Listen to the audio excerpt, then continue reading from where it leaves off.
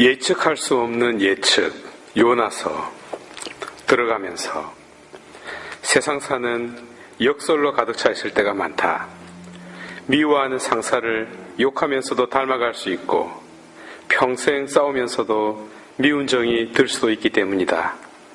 또한 국가적 위기가 거국적 단합을 위한 디딤돌이 될 수 있으며 원수가 삶의 이유로 변할 수도 있기 때문이다. 이에 대하여 반면교사 혹은 세옹지마 같은 마음으로 자신을 가다듬기도 한다. 마치 기독교 역사에 박해의 바람이 불었을 때 오히려 순교의 씨가 더욱 널리 뿌려져 전파되었던 것처럼 말이다. 성경의 역사를 살펴보면 지존께서 이 원리를 이용하신 적이 종종 있었던 것 같다. 이유는 금방 말했다. 당장 내가 보지 못하는 현실 너머에 놀라운 내일이 기다리고 있는 것이다. 곧 어떤 신비로운 세상을 지존께서 준비하고 계시는 것이다. 우리가 지금 이 순간을 살면서 아직 오지 않은 내일의 이 이유를 미리 알 수 있다면 우리 삶은 얼마나 풍요로워지겠는가. 하여 필자는 캄캄한 현실조차 기꺼이 맞닥뜨리고 살아갈 수 있는 방편, 곧 위기는 창조적 발전의 계기이다 라고 말했던 레오나르도 보프 신부의 신념을 나의 밥상으로 만들어 보자고 제시하고 싶다.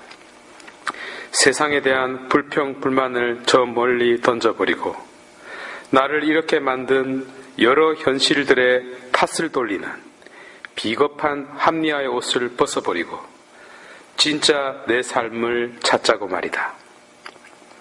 1. 니네베의 죄악가 요나. 하늘나라에 있는 지존께서 CEO로 계신다. 그분은 여러 명의 예언자들과 함께 일하는 것을 좋아하셨다. 예언자들은 각자 자기가 파견된 지역에서 열심히 일을 하며 지냈다.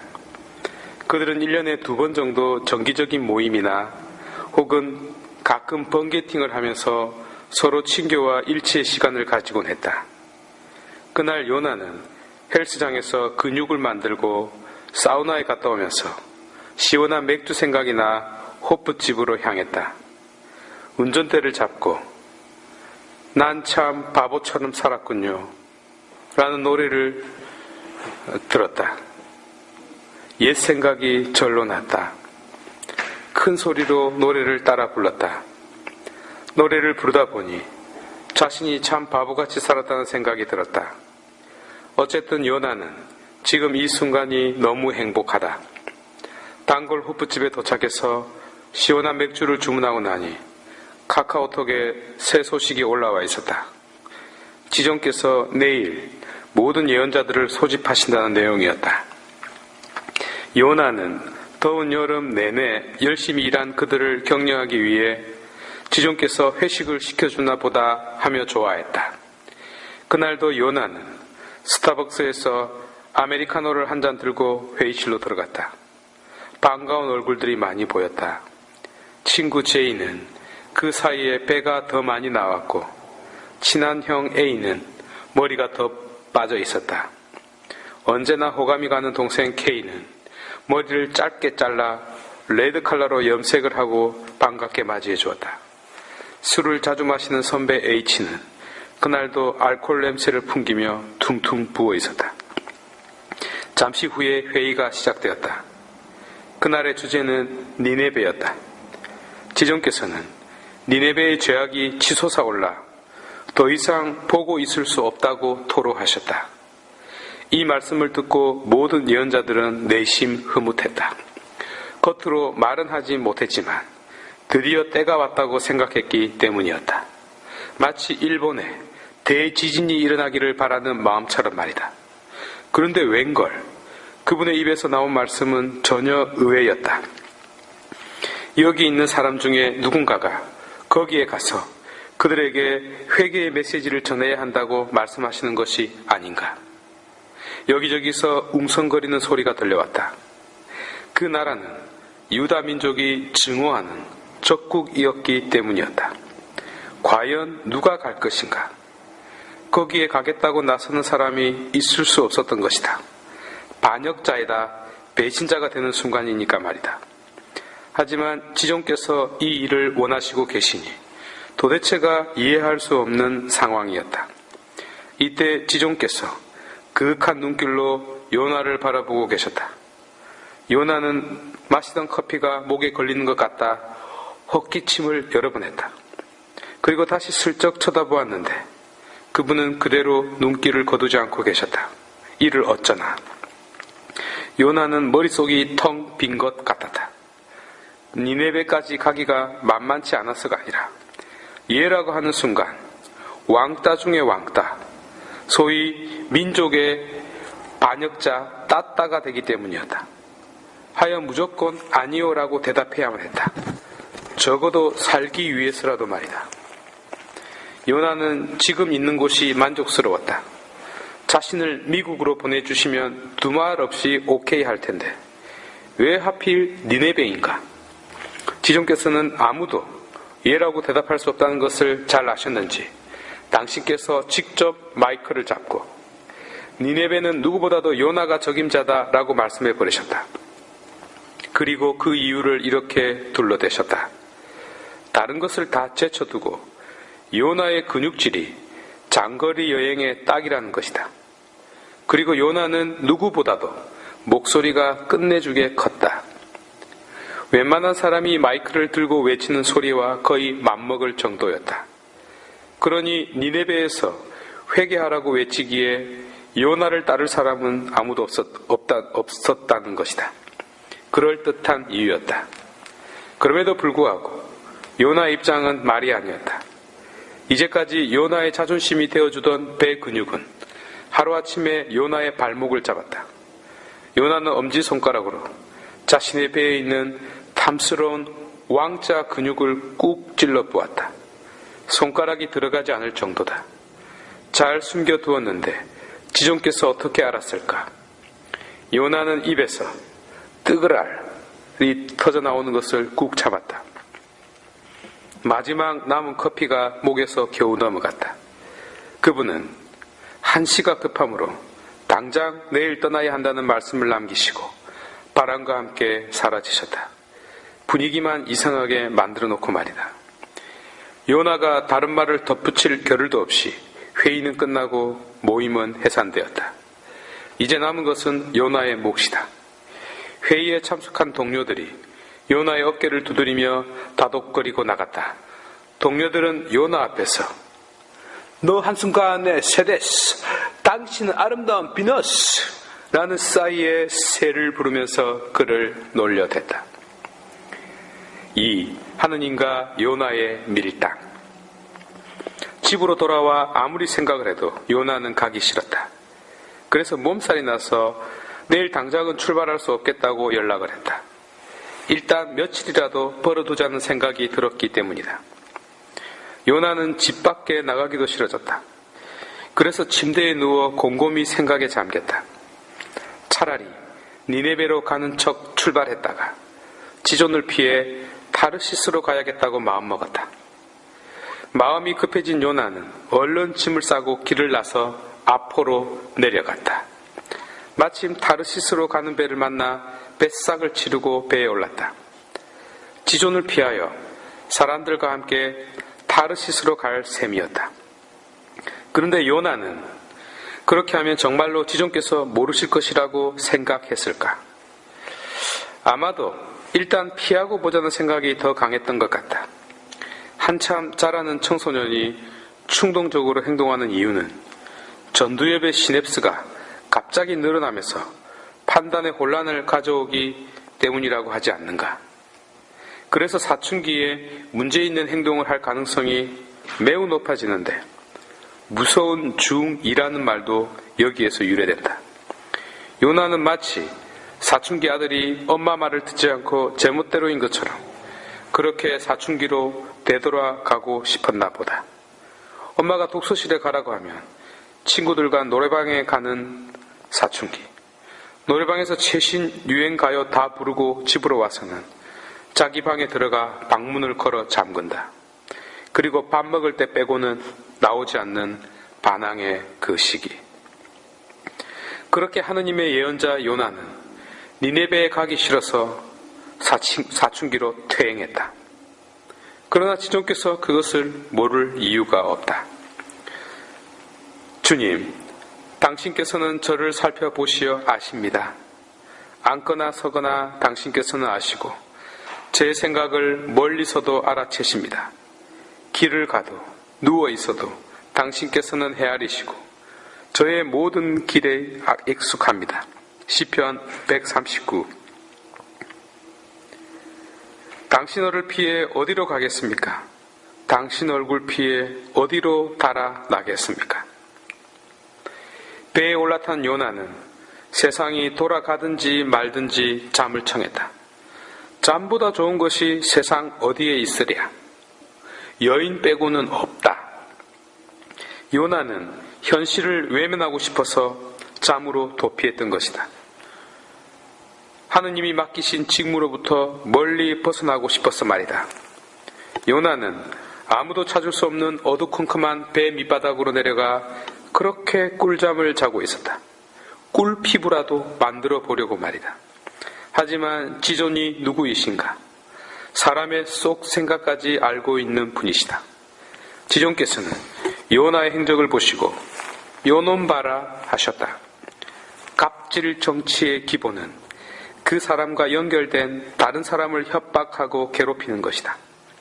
그분은 후 하고 바다 위로 큰 바람을 보내셨다. 순식간에 바다에 큰 폭풍이 일어 배가 거의 가라앉게 되었다. 그러자 뱃사람들이 겁에 질려 저마다 자기 신을 불러댔다. 동시에 배를 가볍게 하려고 배 안에 있는 짐들을 모두 바다로 내던졌다. 짐을 버리는 도중에 선장과 사람들은 어처구니 없이 잠자고 있는 요나를 발견하게 되었다. 선장이 그에게 다가가 흔들어 깨우며 말했다. 당신은 어찌하여 이렇게 깊이 잠들 수가 있어? 일어나서 당신 신에게 부르짖으시오. 행여나 그 신이 우리를 생각해 준다면 우리가 죽지 않을 수도 있지 않겠소? 뱃사람들이 서로 말하였다. 자, 제비를 뽑아서 누구 때문에 이런 재앙이 우리에게 닥쳤는지 알아봅시다. 그래서 제비를 뽑으니 요나가 뽑혔다. 다급한 사태가 벌어지면 사람의 마음은 이성적 논리가 아니라 감성적 이유를 충족시키려는 경향이 있다. 이렇게라도 탓을 돌리고 싶은 희생양을 찾으려는 것이다.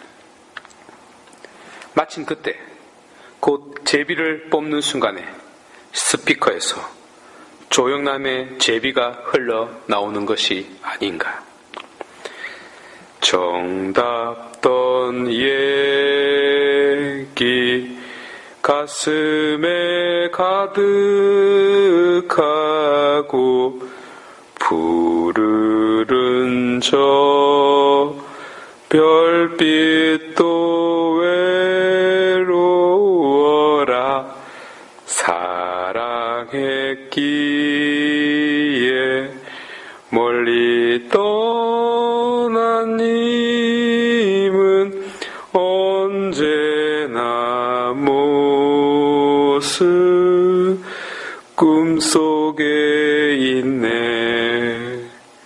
먹구름 울고 잔소리 진다 해도 바람 따라 제비 돌아오는 날 고운 눈망울 깊이 간직한 채 당신의 사랑 품으렵니다.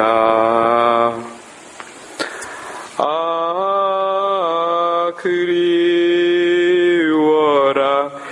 잊지 못할 내 님이여. 나 지금 어디 방황하고 있나. 어둠 뚫고 흘러내린 눈물도 기다림 속에 잠들어 있네. 바람 따라 제비 돌아오는 날 당신의 사랑 품으렵니다. 노래가 너무 어렵다. 그렇다. 이 제비가 그 제비가 아니건만 요나는 자신의 방황이 외롭게 느껴져서 순간 가슴이 울컥하고 눈물이 핑 돌았다. 제비 뽑기는 어려서부터 많이 해봤지만 제비 뽑기에 걸려 지금까지 울적해지기는 처음이었다. 아니, 제비 뽑기를 하지 않았어도 울적했을 것이다. 어제 지존의 눈길을 받는 순간부터 줄곧 머리가 아프고 몸살 기운이 돌았기 때문이었다. 아무리 예언자라고 하더라도 그분 말씀을 전하기가 쉬운 것은 아니다. 순명에는 갈등이 생기는 법이다. 또한 사랑에도 고통이 따르는 법이다. 요나는 이 순간 처절할 정도로 외로웠다. 그래서 뱃사람들과 함께 제비를 한껏 소리내어 불렀던 것이다. 노래를 부르면서 폭풍에 대한 시름과 니네베로 떠나야 하는 사실, 그리고 자신의 방황에 대한 불안도 잠시 잊었다. 이 노래가 요나의 심장에 콱 와닿았다. 요나는 어제 오늘의 일이 기나긴 밤같이 느껴졌다. 그래서 이 시간들이 지나고 어서 빨리 아침을 맞이하고 싶었던 것이다. 그러나 지금 요나는 어두운 밤 속을 걷고 있었다. 요나를 지켜보고 있던 뱃사람들이 요나에게 물었다. 누구 때문에 우리에게 이런 재앙이 닥쳤는지 말해보시오. 당신은 무엇하는 사람이고 어디서 오는 길이요? 당신은 어느 나라 사람이며 어느 민족이요? 요나는 그들에게 나는 히브리 사람이요. 나는 바다와 묻을 만드신 주 하느님을 경외하는 사람이요. 하고 대답했다. 그러자 그 사람들은 더욱더 두려워하며 당신은 어쩌자고 이런 일을 하였소? 하고 따졌다. 요나가 그들에게 사실을 털어놓아 그가 주님을 피하여 달아나고 있다는 것을 그들이 알게 되었던 것이다. 바다가 점점 더 거칠어지자 그들이 요나에게 물었다. 우리가 당신을 어떻게 해야 바다가 잔잔해지겠소? 요나는 그들에게 담담하게 대답했다. 인당수 푸른 물에 던져진 심청이처럼 나를 바다에 내던지시오. 그러면 바다가 잔잔해질 것이요. 이 큰 폭풍이 당신들에게 들이닥친 것이 아니라 나 때문에 생겨난 것이니 말이요. 너무나 당당한 이 말에 그들은 머뭇거렸다. 그리고 사람의 생명을 함부로 할 수는 없는 노릇이 아닌가 하여 그들은 묻으로 되돌아가려고 힘껏 노를 저었다. 하지만 바다가 점점 더 거칠어져 전부 죽게 생겼다. 어쩔 수 없었다. 선장은 고민했다. 어차피 모두가 죽는다면, 그리고 한 명이 죽어서 많은 이들이 살 수 있다면 이라는 말도 안 되는 번뇌에 빠졌다. 그러나 빨리 결정을 해야 했다. 모두가 죽을 바에야, 아니 모두가 죽게 된다면 한 명을 희생시켜 보는 것도 결코 악은 아닐 것이다. 선장과 그들 모두는 하늘의 지존에게 부르짖었다. 아, 주님, 이 사람의 목숨을 희생시킨다고 부디 저희를 멸하지 마십시오. 주님, 당신께서는 뜻하신 대로 이 일을 하셨으니 저희에게 살인죄를 씌우지 마소서. 이 일이 실패로 돌아간다면 우리도 곧 뒤따라 갈 것을 약속하겠습니다. 그러고 나서 그들은 요나를 들어 바다에 내던졌다. 그런데 아무 일 없었던 것처럼 썩난 바다가 잔잔해졌다. 그냥 충동적으로 해본 것인데 바로 그자가 원인이었던 것이다. 사람들은 하늘을 두려워하며 희생제물을 바치고 소원을 하였다. 3. 요나가 회개하고 살아나다. 바다에 던져진 요나는 물살에 휩싸여 바닷속 깊숙이 내려갔다. 요나는 물살에 저항하지 않고 몸을 맡겼다. 주님께서는 큰 물고기를 시켜 요나를 삼키게 하셨다. 요나는 점점 더 어둡고 깊은 곳으로 내려가고 있었다. 아무도 없는 고독의 공간, 어둠 속으로 요나는 그렇게 내려갔던 것이다. 사흘 낮과 사흘 밤을 물고기 뱃속에 있었다. 요나는 지존에게 이렇게 기도하며 아뢰었다. 여기에 사용된 동사에 주목하여 들어보시기 바란다. 제가 공궁 속에서 주님을 불렀더니 주님께서 저에게 응답해 주셨습니다. 저승의 뱃속에서 제가 부르짖었더니 당신께서 저의 소리를 들어주셨습니다. 당신께서 저의 소리를 들어주셨습니다. 당신께서 바닷속 깊은 곳에 저를 던지시니 큰 물이 저를 에워싸고 당신의 그 모든 파도와 물결이 제 위를 지나갔습니다. 그래서 제가 이렇게 아뢰었습니다.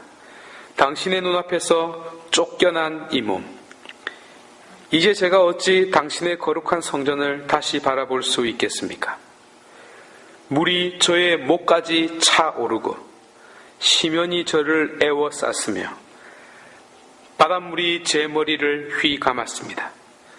저는 산의 뿌리까지 내려가고 땅은 빗장을 내려 저를 영원히 가두려 하였습니다. 그러나 주 저의 하느님, 당신께서는 구렁에서 제 생명을 건져 올리셨습니다. 제 얼이 아득해질 때 저는 주님을 기억하였습니다. 저의 기도가 당신께, 당신의 거룩한 성전에 다다랐습니다. 헛된 우상들을 섬기는 자들은 신의를 저버립니다. 그러나 저는 감사 기도와 함께 당신께 희생 제물을 바치고 제가 서원한 것을 지키렵니다. 구원은 주님의 것입니다.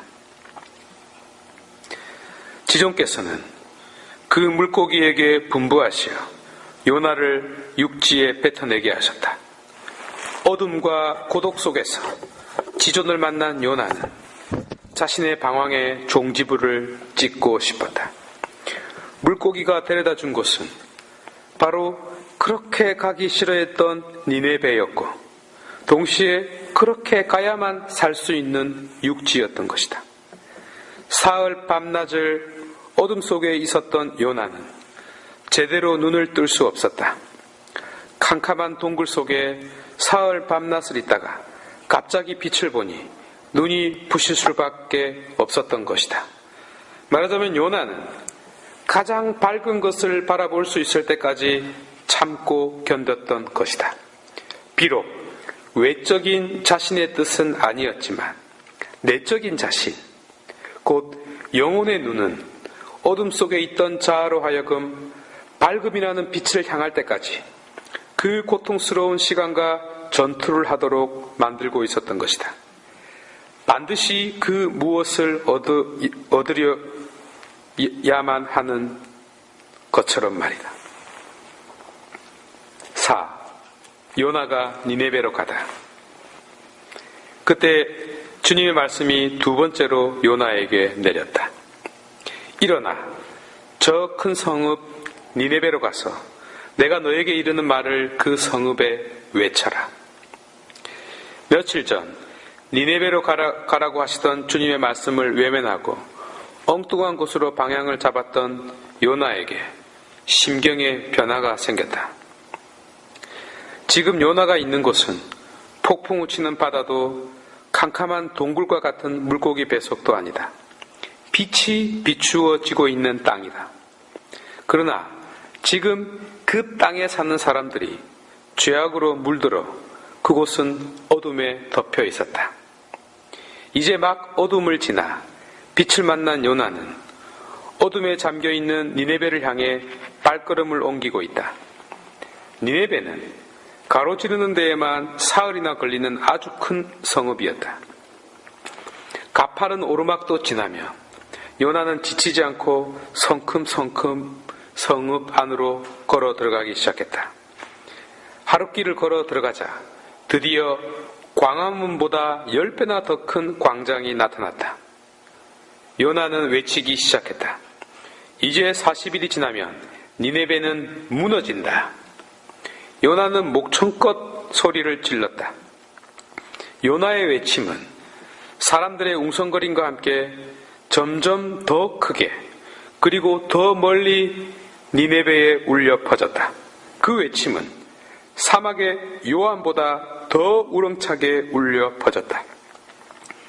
그러자 놀랍게도 니네베 사람들이 그 소리에 귀를 기울이기 시작했다. 그들은 요나의 외침을 미친 자의 외침이 아닌 하늘의 음성으로 듣고 있었던 것이다. 사실 모든 예언자들의 외침은 사람들의 가슴 속에서 들려오는 외침이었기에 누구보다도 자기 자신이 더 잘 알아듣는 법이다. 다만 애써 외면할 뿐인 것이다. 그런데 그들은 내면의 음성과 그 외침을 하나로 인식하기 시작했다. 그들은 단식을 선포하고 가장 높은 사람부터 가장 낮은 사람까지 자루옷을 입었다. 이 소식이 니네베 임금에게 전해지자 그도 왕좌에서 일어나 겉옷을 벗고 자루옷을 걸친 다음 잿더미 위에 앉았다. 그리고 그는 니네베에 이렇게 선포하였다. 임금과 대신들의 칙령에 따라 사람이든 짐승이든 소든 양이든 아무것도 맛보지 마라. 먹지도 말고 마시지도 마라. 사람이든 짐승이든 모두 자루옷을 걸치고 하늘에 힘껏 부르짖어라. 저마다 제 악한 길과 제 손에 놓인 폭행에서 돌아서야 한다. 하늘이 다시 마음을 돌리고 그 타오르는 진노를 거두실지 누가 아느냐. 그러면 우리가 멸망하지 않을 수도 있다. 그렇다. 지존께서는 그들이 악한 길에서 돌아서는 모습을 보셨다. 그래서 그분은 마음을 돌려 그들에게 내리겠다고 말씀하신 그 재앙을 거두셨다. 이 모습에 요나는 당황했다. 전혀 예상하지 못한 상황이었다. 어찌 이방인이 지존을 모르는 그들이 어떻게 그분의 음성을 들을 기가 있을 수 있단 말인가? 어찌 그들이 그분의 뜻을 깨달을 수 있단 말인가? 어찌 그들이 그분의 말씀대로 선하게 살려는 의지가 있을 수 있단 말인가? 결코 있을 수 없는 일이었다. 하나님께서 요나에게 자비를 깨우쳐 주시다. 땅 위로 올라온 요나는, 빛을 향하게 된 요나는, 새롭게 변화된 요나는, 하지만 이 일이 매우 언짢아서 화가 났다. 그래서 그는 그분께 기도했다. 주님, 제가 고향에 있을 때에 이미 일이 이렇게 되리라고 말씀드리지 않았습니까? 그래서 저는 서둘러 타르시스로 달아났습니다. 저는 당신께서 자비하시고 너그러우신 분이시며 분노에 더디시고 자애가 크시고 벌하시다가도 쉬이 마음을 돌리시는 분이시라는 것을 이미 알고 있었습니다. 이제 주님, 제발 저의 목숨을 거두어 주십시오. 이렇게 사느니 차라리 죽는 것이 낫겠습니다. 요나의 이 하소연에 그분께서 네가 화를 내는 것이 옳으냐 하고 말씀하셨다. 화를 내는 것이 옳으냐고 하셨는가? 아니, 화나는 것이 인지상정 아닐까? 못 먹는 감이라도 원수가 먹으려고 하면 고슴도치처럼 감을 찔러서 못 먹게 하는 것은 당연한 일이니까 말이다. 남 잘되는 꼴을 어찌 두 눈 뜨고 볼 수 있겠는가? 요나는 이렇게 독백했다. 내가 이러려고 여기 왔나? 내가 원수 잘되는 꼴 보려고 여기 왔나? 요나는 그 성읍에서 나와 달마가 동쪽에 갔듯이 동쪽으로 가서 자리를 잡았다. 거기에 초막을 짓고 그 그늘 아래 앉아 성읍에 무슨 일이 일어나는지 보려고 했다. 지존께서는 아주까리 하나를 마련하여 요나 위로 자라게 하셨다. 그러자 아주까리가 요나 머리 위로 그늘을 들이워 고통스러운 더위에서 구해주었다. 요나는 그 아주까리 덕분에 기분이 아주 좋아졌다. 그런데 이튿날 동이틀 무렵 그분께서 아무 말도 없이 벌레 하나를 마련하시어 아주까리를 쏠게 하셨다. 그렇게 한 이유에 대해서는 아직까지도 정확하게 모른다. 하지만 갱년기 증상 말고 다른 이유가 있겠는가? 아니면 결코 남이 행복한 꼴을 못 보는 이상한 자일 것이다. 아니나 다를까 그분은 요나가 행복하게 미소 짓지 못하도록 당신 권력을 남용하셨다. 그 벌레 한 마리 때문에 아주까리가 시들어 버렸던 것이다. 또 해가 떠오르자 그분은 뜨거운 동풍을 보내셨다. 그늘도 사라진 곳에 해가 요나의 머리 위로 수직으로 내려쬐니 요나는 기절할 지경이 되었다. 그는 지존께서 왜 이런 장난을 치는지 이해할 수 없었다. 이는 엄연히 어떤 뇌물을 바라는 마음으로 직권을 남용한 것임에 틀림없겠다. 도저히 견딜 수 없었던 요나는 그래서 죽기를 자청하며 말했다. 이렇게 사느니 차라리 죽는 것이 낫겠습니다. 그러자 그분은 아무 일도 없었던 것처럼 요나에게 물었다. 아주까리 때문에 네가 화를 내는 것이 옳으냐? 독이 오를 대로 오른 요나는 사춘기 아들이 엄마에게 바락바락 대들듯이 대들었다. 옳다뿐입니까? 화가 나서 죽을 지경입니다. 하고 대답했다. 그걸 질문이라고 하는가? 하여간 이 순간 성경에는 나와 있지 않지만 그 당시 거기에 있던 사람의 후손이 이 사건을 기록으로 남긴 글이 전해지고 있어 말해보겠다. 요나는 이렇게 말했다고 한다. 신을 결코 믿지 말라. 신은 인간이 이해할 수 없는 이상한 습관이 있으니 너희의 앞날은 너희 스스로 찾도록 하라 라고 말이다. 그래서 그 후손들이 더운 바람을 일으키는 여름에는 선풍기와 에어컨을 발명했고 추운 바람을 휘몰아치게 하는 겨울에는 난로와 온풍기를 발명했던 것이다. 신에 대항하여 살기 위해서 말이다. 어쨌든 권력으로 요나를 눌러버린 그분은 그의 기분을 아는지 모르는지 이렇게 말씀하셨다. 너는 네가 수고하지도 않고 키우지도 않았으며 하룻밤 사이에 자랐다가 하룻밤 사이에 죽어버린 이 아주까리를 그토록 동정하는구나. 그런데 하물며 오른쪽과 왼쪽을 가릴 줄도 모르는 사람이 12만 명이나 있고 또 수많은 짐승이 있는 이 커다란 성읍 니네베를 내가 어찌 동정하지 않을 수 있겠느냐. 요나는 아무 대꾸도 하지 않았다. 되로 주고 말로 돌려받을 것이 뻔했기 때문이었다. 요나는 하고 싶은 말을 꾹 참고 속으로 생각했다. 그렇게 자비로우신 분이 왜 나한테 신경질입니까? 라고 말이다. 나오면서 쓸데없는 소리를 해보았다. 그러나 요나서는 결코 만만한 텍스트가 아니다.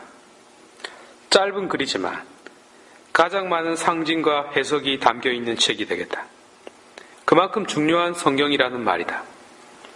사실 예수님께서도 결정적인 순간에 요나서를 종종 인용하셨다. 그러니 두말하면 잔소리다.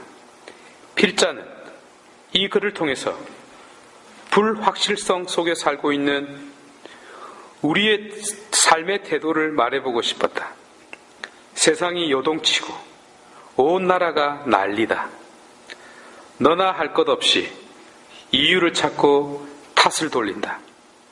현재 나의 불행과 실패의 원인을 제대로 찾은 것처럼 말이다. 그러나 정말 그럴까? 그 문제를 없으면 이 세상에 그리고 내 삶에 행복이 찾아올까? 아니다. 결코 아닐 것이다. 그러니 덩달아 들썩이지 않도록 하자. 어쩌면 우리는 더욱더 내면으로 여행을 해야 하는지도 모른다. 요나가 여행했던 것처럼 말이다. 그러니 요나의 움직임에 주의하여 이 성경을 묵상해 보도록 하자. 요나는 자꾸만 아래로 내려가려고 한다. 숨으려고 하고 도피하려고 한다. 눈을 감으려고 하고 어둠 속으로 발길을 돌리려고 한다. 하지만 지존께서는 요나를 땅 위로 올리신다. 그분은 요나를 계속 일으키시고 밝은 빛이 있는 곳으로 인도하신다.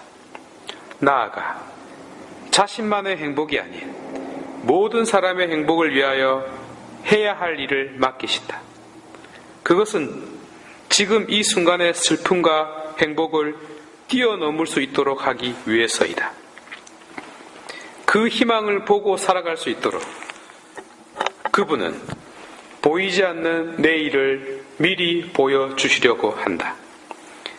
아무리 세상의 악이 판을 쳐도, 아무리 우리의 죄악이 스스로를 죽여도, 그래서 저 아래로, 저 어둠 속으로, 저 절망 속으로 숨어 들어가려고 할지라도 그분은 내버려 두지 않으신다.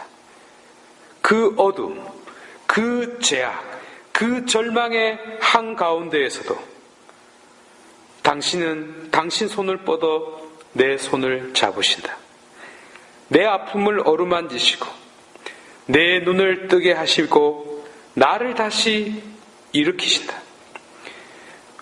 왜냐하면 그분에게 우리 모두는 함부로 대할 수 없는 소중한 존재이며 그 어떤 이유와 그 어떤 죄악을 넘어서더라도 매 순간 마음을 쓰고 배려를 해야 하는 귀하디 귀한 자식이기 때문이다. 하여 그분은 언제나 지금 이 순간뿐만 아니라 영원히 나 자신에게서 결코 눈을 떼지 않으신다. 나를 들어 높이시고 나를 다시 일으키시고 나를 빛이 있는 곳으로 인도하신다. 긴 시간 들어주셔서 감사하다. 그분이 우리를 어디로 인도하시는지, 그리고 참된 행복이 어디에 있는지 말씀드리고 싶었다. 외적인 탓, 불행을 하지 않도록 하자. 그리고 정작 내가 걸어가야 할 곳을 향하여 걸어가도록 하자. 요나처럼 말이다. 좋은 하루 되시기 바란다.